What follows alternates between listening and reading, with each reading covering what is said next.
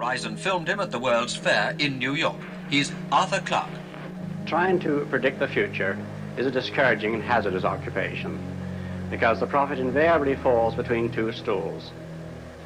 If his predictions sound at all reasonable, you can be quite sure that in 20 or at most 50 years, the progress of science and technology has made him seem ridiculously conservative.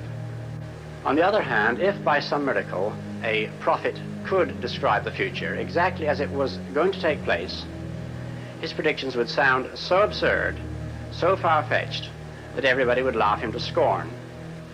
This has proved to be true in the past, and it will undoubtedly be true, even more so, of the century to come.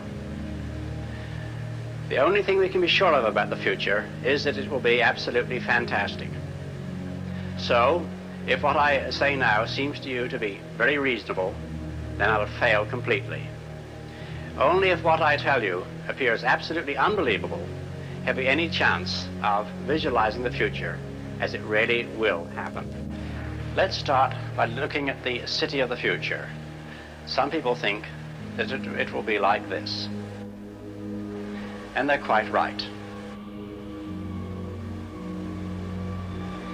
In fact, everything you see now already exists. All the materials, all the ideas, these things can be put into practice immediately. But what about the city of the day after tomorrow? Say the year 2000. I think it will be completely different. In fact, it may not even exist at all. Oh, I'm not thinking of the atom bomb and the next Stone Age. I'm thinking of the incredible breakthrough which has been made possible by developments in communications, particularly the transistor and, above all, the communications satellite. These things will make possible a world in which we can be in instant contact with each other, wherever we may be, where we can contact our friends anywhere on Earth, even if we don't know their actual physical location.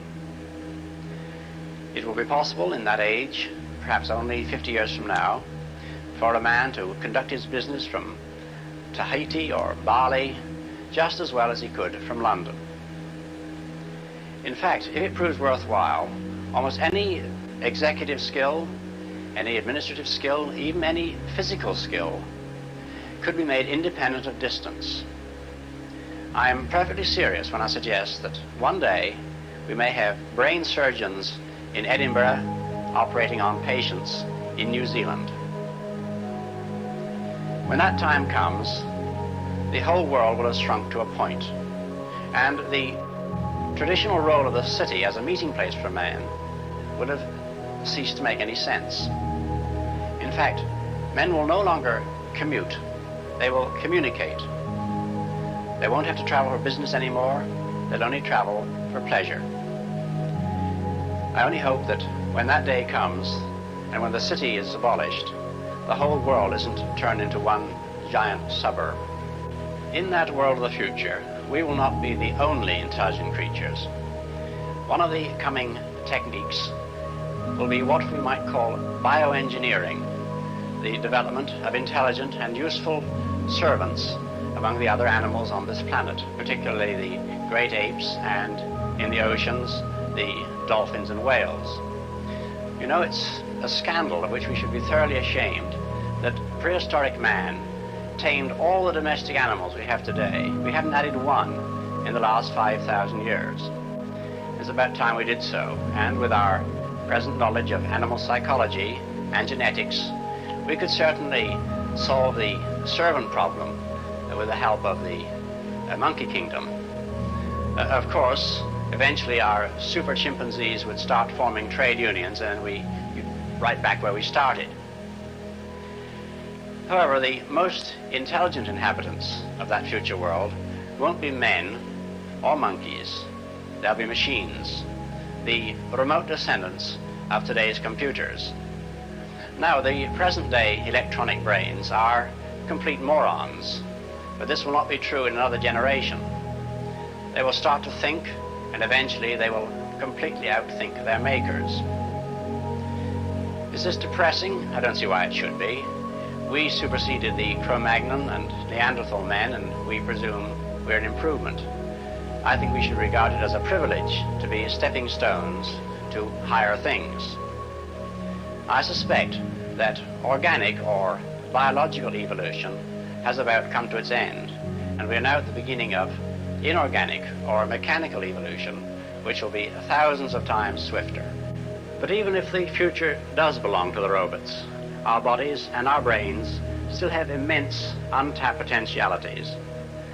For example, to cope with the information explosion, we may develop a machine for recording information directly onto the brain, as today we can record a symphony on tape.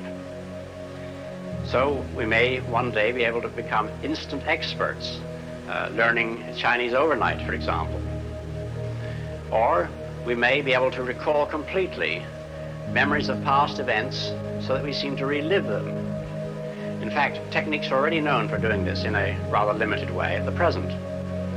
Alternatively, we may prefer to totally erase past unpleasant memories. Our bodies will also be more efficient, and they'll last longer. After all, it's only in this century that a patient had a better than 50% chance of any improvement when he was treated by his doctors. One of the great medical discoveries of the near future will be a method of suspended animation, so that a man can sleep away down the centuries and in this manner travel into the future. This technique, which may possibly be based on deep freezing, will one day be used to send into the future people suffering from diseases or ailments beyond the ability of present-day medical science to cure. Though I don't really know how one will calculate the health insurance contributions to pay for medical treatment 500 years hence. Another use of suspended animation will be for the long-range exploration of space. In this way, us short-lived creatures will be able to travel enormous distances, although we may not, of course, be so short-lived in the future, because even immortality may be on the cards one day. However, even without immortality, we may be able to make journeys lasting thousands of years, and such journeys will be necessary if we ever wish to cross the enormous gulfs which separate us from the stars. Distances so great that even light, traveling at 600 million miles every hour, takes years to cross them. But why should we attempt these immense voyages?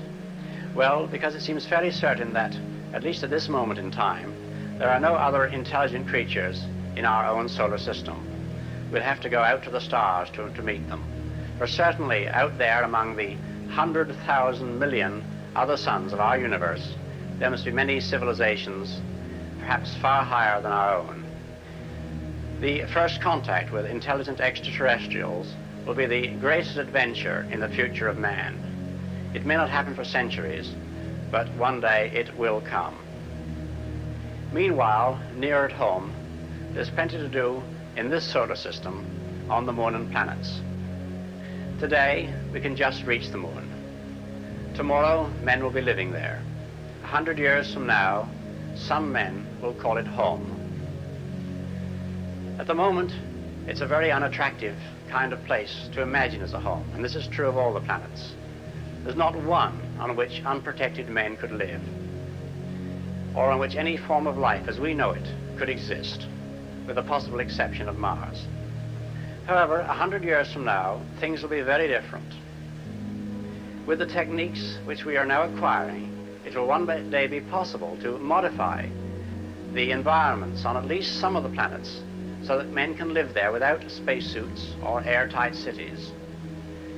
The technique for this has been called planetary engineering, and one astronomer has coined the very optimistic phrase, the reconstruction of the solar system.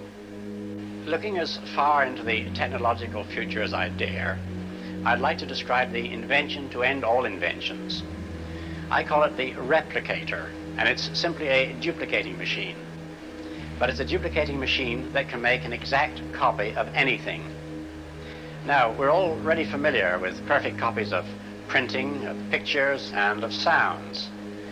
Yet the camera and the tape recorder would have seemed miraculous to our ancestors. And to a medieval monk, who perhaps in his whole life only saw a few dozen books, each one patiently copied by hand, our present world, in which literally millions of books exist, would again have seemed absolutely inconceivable. Can we imagine a world in which objects can be made as easily as today we can make books? Well, don't ask me exactly how the replicator would work. If I knew, I'd patent it at once. Confronted with such a device, our present society would probably sink into a kind of gluttonous barbarism, because everybody would want unlimited quantities of everything, since nothing would cost anything. In fact, cynics may doubt if any human society could survive an invention which would lead to unlimited abundance and the final ending of the curse of Adam. And yet, you know, human beings are almost infinitely adaptable. Look at the incredible changes we've experienced and survived from the Stone Age to the present time. And yet even greater changes are still to come, because the future is not merely an extension of the present with bigger and better machines and cities and gadgets. It will be fundamentally different, and many of the things we take for granted will one day pass away as completely as spinning wheels and sedan chairs and oil lamps. And that is why the future is so endlessly fascinating, because try as we can, we'll never outguess it.